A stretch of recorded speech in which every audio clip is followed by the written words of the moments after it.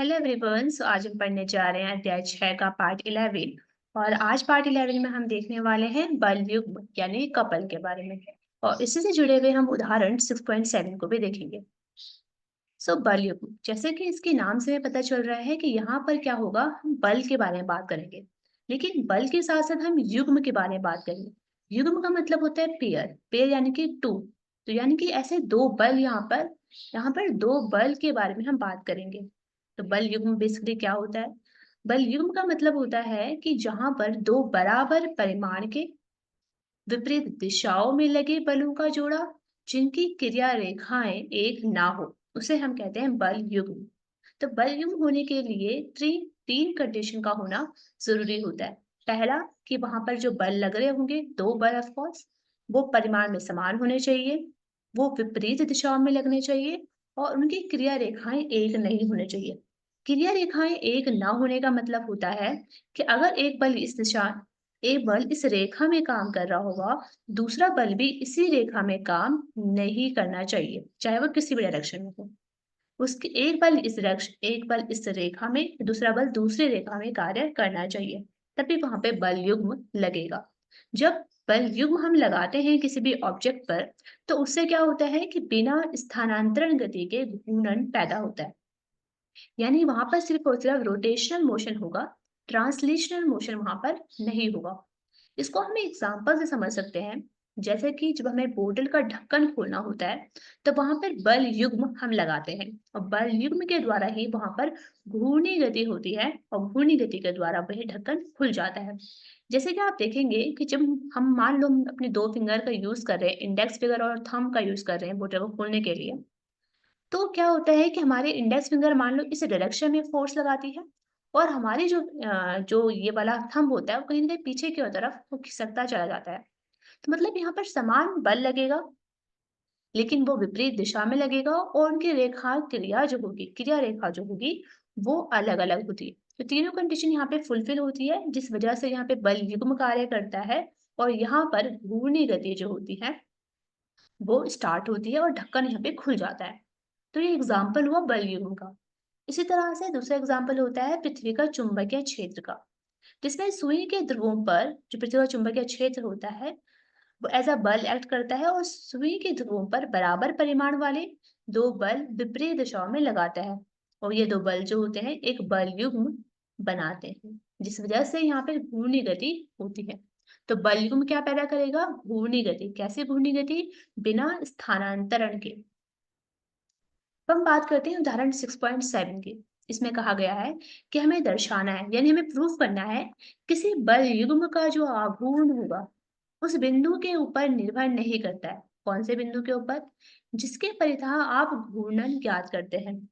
यानी हमें यहाँ पे ये प्रूफ करना है कि जब बल युग्म किसी पिंड पर लग रहा होगा, तो उसका जो बल युग्म का जो आघूर्ण होगा वो उस बिंदु पर निर्भर नहीं करेगा जिसके अबाउट हम आघूर्ण प्राप्त कर रहे होंगे।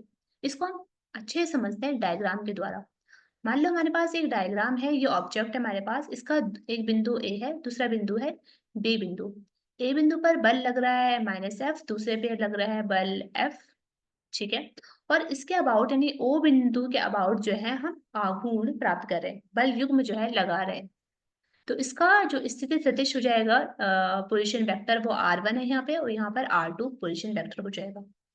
तो हमें ये प्रूफ करना है कि यहाँ पर जो बल युग्म लगेगा उसका जो आघूर्ण होगा वो इस बिंदु के ऊपर निर्भर नहीं करेगा। तो इसके लिए हम क्या करेंगे? इसके लिए हमें निकालना होगा बल युग्म का आघूर्ण, और फिर हम देखेंगे कि क्या ये निर्भर करता है या नहीं करता है। तो हम जानते हैं कि बल युग्म का आघूर्ण का मतलब होगा कि यहाँ पर दो बल लग रहे होंगे, यानी दोनों बलों का जो इंडिविजुअल आघूर्ण होगा उसका सम ही होगा क्या? बल युग्म का आघूर्ण।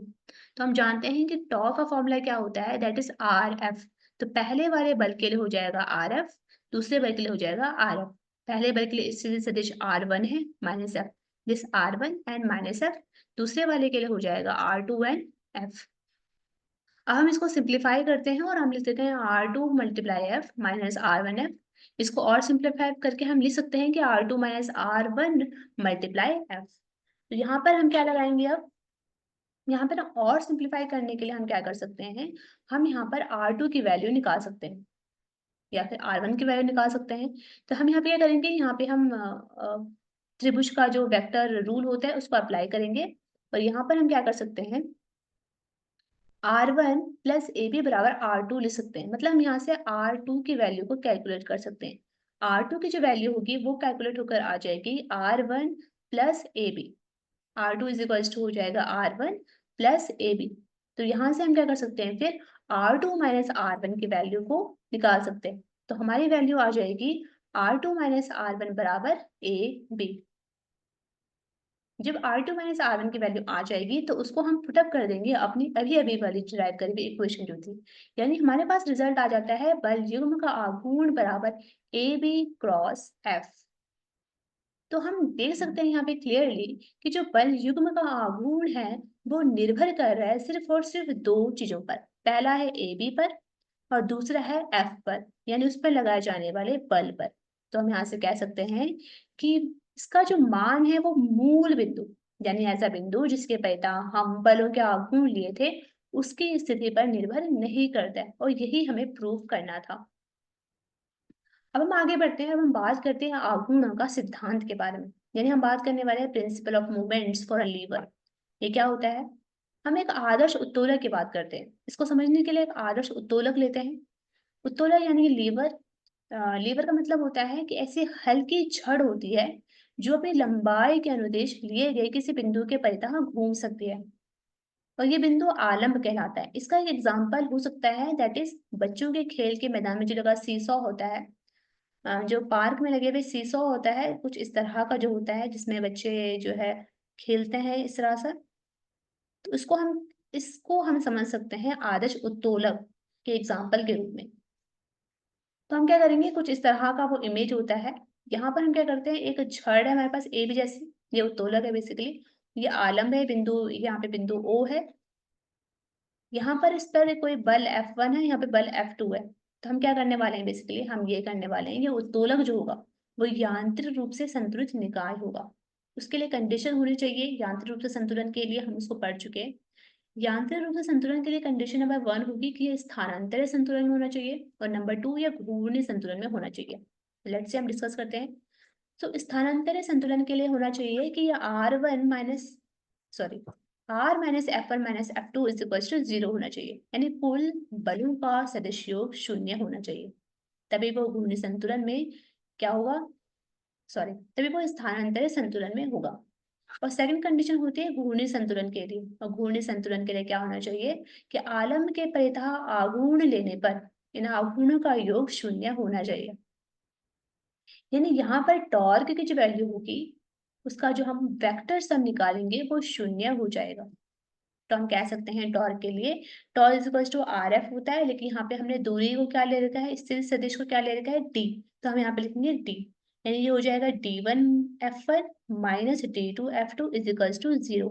ये कंडीशन होती है घूर्णी संतुलन के लिए। तो ये उत्तोलक जो है वो इस संतुलन स्थिति में पाया जाता है। तो हम कह सकते हैं इस इमेज से, बेसिकली इस इमेज में जो होता है, जो F1 है इस इमेज में, वो एक लोड होता है। लोड जिसे उठाना होता है उसको हम भार कहते हैं। तो जो F1 होता है वो भार होता है। आलम से इसकी दूरी कितनी होती है, इस भार की D1 दूरी होती है, जिसको हम भुजा कहेंगे। यहाँ पर जो F2 होता है वो लोड को उठाने के लिए लगाया गया बल होता है। मतलब इस लोड को हमें उठाना है तो उसके लिए बल कितना लगाएंगे, दैट इज F2। इसको हम प्रयास कहते हैं, इफेक्ट कहते हैं। और आलम्ब से इस प्रयास की दूरी होती है D2। ठीक है, तो अभी अभी जो हमने घूर्णी संतुलन के लिए कंडीशन लिखी थी उसके बेस पर हम यहाँ पे कह सकते हैं कि D1 F1 बराबर D2 F2 होता है। यानी इसके लिए एक प्रिंसिपल बन सकता है इससे कि जो भार होता है, भार जो होता है उसे जब हम गुणा करेंगे भार की भुजा से, तो जब वो बराबर होगा प्रयास गुणा प्रयास की भुजा के, तो यहाँ पर क्या होगा, ये संतुलन घूर्णी संतुलन की स्थिति में होगा। ठीक है, तो इस उत्तोलक को घूर्णी संतुलन की स्थिति में होने के लिए इस कंडीशन का फुलफिल होना जरूरी होता है। तो यहाँ पर हम एक और चीजों को डिस्कस कर सकते हैं, दैट इज यांत्रिक लाभ।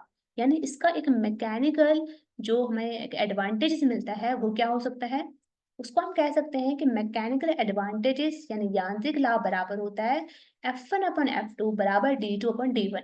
अभी अभी जो हमने इक्वेशन डिस्कस की थी पीछे, उसी को हम इस तरह से लिख सकते हैं सिंप्लीफाई करके। तो यहाँ से हमें एक और चीज पता चलती है, वो चीज ये है, यदि प्रयास भुजा D2 की लंबाई भार भुजा D1 से अधिक हो जाए तो में यांत्रिक लाभ 1 से अधिक हो जाता है।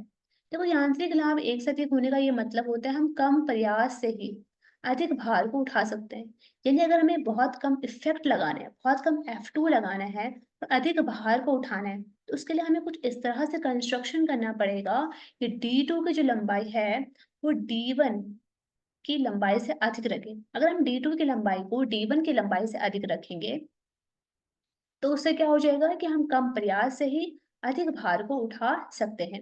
तो ये हमारे पास एक यांत्रिक लाभ हो सकता है इसको बनाने में। सो आज के लिए इतना ही। अब हम देखते हैं रिव्यू, हमने क्या क्या समझा। तो हमने यहाँ पे ये समझा कि दो बराबर परिमाण के विपरीत दिशा में लगे बलों का जोड़ा जिनकी क्रिया रेखाएं एक ना हो उसको हम बल युग्म कहते हैं। इसका एग्जाम्पल हमने देखे थे ढक्कन को घुमाने के लिए और दूसरा पृथ्वी का चुंबकीय क्षेत्र वाला। फिर हमने देखा किसी उत्तोलक के लिए आघूर्ण का नियम के बारे में। और अब हम नेक्स्ट देखने वाले हैं गुरुत्व केंद्र के बारे में, उदाहरण 6.8 एंड 6.9 को समझेंगे। तब तक के लिए थैंक यू।